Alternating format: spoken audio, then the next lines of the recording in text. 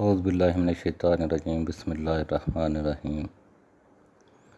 تمام تعریفیں اللہ تعالیٰ کے لیے ہی ہیں اور ہمیشہ بادشاہی اللہ تعالیٰ ہی کی ہے۔ ہر چیز ختم ہو جانی ہے، صرف اللہ تعالیٰ کی ذات ہی ہمیشہ رہنے والی ہے اور وہ ہر چیز پر قادر ہے۔ میرے بھائیوں اور بہنوں، اللہ تعالیٰ آپ کو ہمیشہ اپنے حفظ و امان میں رکھے۔ اللہ تعالیٰ آپ کو صحت و تندرستی والی زندگی عطا کرے۔ اللہ تعالیٰ آپ کو اپنے سوا کسی کا محتاج نہ کرے، آمین۔ ناظرین، ویڈیو شروع کرنے سے پہلے گزارش ہے کہ میری کوشش ہوتی ہے کہ جیسے ہی کسی مستند ذرائع سے کوئی خبر حاصل ہو آپ تک پہنچاؤں، لیکن بعض دفعہ ہمیں بھی کوئی غلط خبر مل جاتی ہے، جس کے لیے میں آپ سے معافی کا طلبگار ہوں۔ امید ہے کہ آپ معاف فرمائیں گے۔ اللہ تعالیٰ معاف کرنے والوں کو پسند کرتا ہے۔ ساتھ ہی درخواست ہے کہ میرے چینل کو لائک اور سبسکرائب کر دیں، آپ کی بڑی مہربانی ہوگی۔ ناظرین، بینکوں کے منافع پر 40% ٹیکس عائد کر دیا گیا ہے اور اب بینک یہ ٹیکس ادا کرتے ہوئے اپنی بچت اسکیموں سے یہ ٹیکس پورا کریں گے، اور ہوگا یہ کہ بچت اسکیموں پر جو اس سے پہلے 30% ٹیکس ہے اب بڑھ کر 40% ہو جائے گا۔ IMF سے ہونے والے معاہدہ کی یہ پہلی کڑی ہے۔ اب دیکھتے ہیں کہ قومی بچت اسکیموں پر کتنا ٹیکس عائد ہو رہا ہے۔ اس کے بارے میں بھی جلد خبر سامنے آ جائے گی، اور اس وقت IMF کو ہر طرح سے خوش کرنے کی کوشش کی جا رہی ہے اور عوام کی جیبوں پر ڈاکہ ڈالا جا رہا ہے۔ اس سے بچت اسکیموں کی حوصلہ شکنی ہوگی۔ اس وقت پاکستان میں 95% افراد کسی نہ کسی طور پر ٹیکس ادا کر رہے ہیں، اور صرف 5% وہ افراد ہیں جو کہ ٹیکس ادا نہیں کر رہے، جن میں بیوروکریٹ سیاستدان شامل ہیں۔ لیکن بچت اسکیموں کے صارفین پر دن بدن ٹیکس کو بڑھایا جا رہا ہے۔ ان صارفین کو پہلے ہی ایک بڑا ٹیکس پرافٹ ریٹ پر ادا کرنا پڑ رہا ہے، لیکن IMF اب مزید ٹیکس بچت اسکیموں پر لگانے کا کہہ چکا ہے۔ اس سلسلہ میں گورنر اسٹیٹ بینک ایک اہم کردار ادا کر رہے ہیں، اور ان کے مطابق اول تو پرافٹ ریٹ پر مزید ٹیکس لگنا نہیں چاہیے، لیکن اگر ٹیکس ضرور لگانا ہے تو پرافٹ ریٹ کو بھی اسی حساب سے بڑھانا ہوگا۔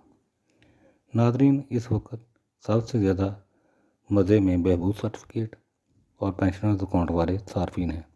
ان پر اس وقت کوئی ٹیکس نہیں ہے اور ہونا بھی نہیں چاہیے، کیونکہ یہ ایک ایسا طبقہ ہے جو پسماندہ حالات کا شکار ہے، لہذا ان کو زیادہ سے زیادہ ریلیف فراہم کرنا صاحب اقتدار کی ذمہ داری ہے۔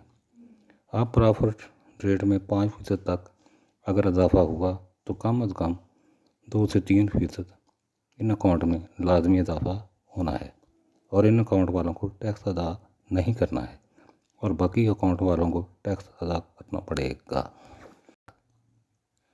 ٹیکس کے معاملات پہلے ہی اتنے پیچیدہ ہیں کہ عوام بجلی اور گیس کے بلوں میں جو ٹیکس ادا کر رہے ہیں وہی اتنے زیادہ ہیں کہ عوام کی تمام جمع پونجی ان کی نظر ہو رہی ہے۔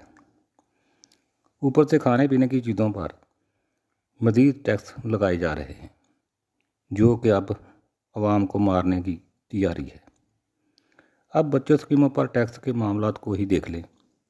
اس وقت فائلر حضرات 15% پرافٹ ریٹ پر ٹیکس ادا کر رہے ہیں، جبکہ نان فائلر 30% پرافٹ ریٹ پر ٹیکس ادا کر رہے ہیں۔ اب بچت اسکیموں پر مزید ٹیکس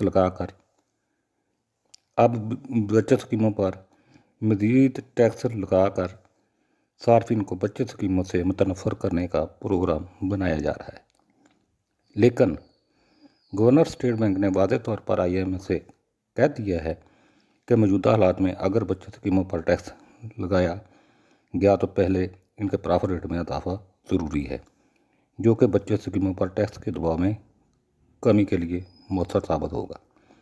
اگر بچت اسکیموں پر ٹیکس کے معاملات سے اجتناب نہ کیا گیا تو لوگوں میں بچت اسکیموں میں انویسٹمنٹ نہ ہونے کے برابر رہ جائے گی۔ اس وقت गवर्नर स्टेट बैंक के कांधों पर बहुत बड़ी जिम्मेदारी इलेक्शन के लिए रुपए वजारत खजाना को मुहैया करने की है। वजारत खजाना ने स्टेट बैंक से इस सिलसिला में 40 अरब रुपए की डिमांड कर रखी है और अभी इसमें मज़ीद इजाफा भी हो सकता है।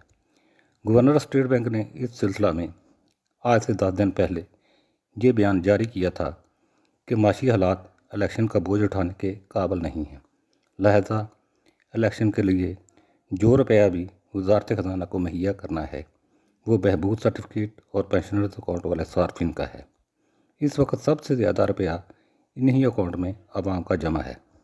इस तरह इन अकाउंट के प्रॉफिट रेट भी मज़ीद बढ़ाने का इशारा गवर्नर स्टेट बैंक की जानिब से कौमी बचत को मिल चुका है और अब ये इजाफा फौरी होगा क्योंकि इस वक्त इलेक्शन में 2 माह का अरसा बाकी रह गया है।